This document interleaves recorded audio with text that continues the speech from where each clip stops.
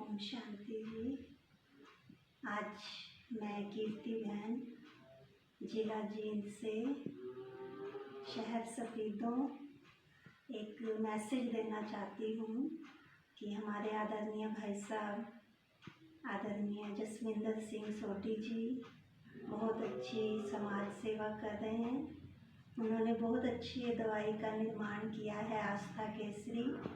मैं 3 महीने से झेल रही थी शरीर की व्याधि और इस दवाई ने मुझे एक नया जीवन दिया है।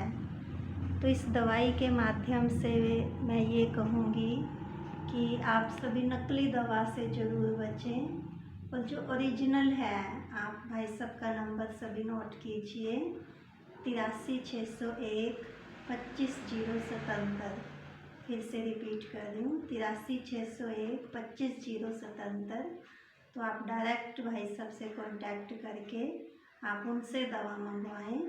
ये हमारी आप सबके लिए गुड ब्लेसिंग है। आप सभी स्वस्थ रहें, खुश रहें।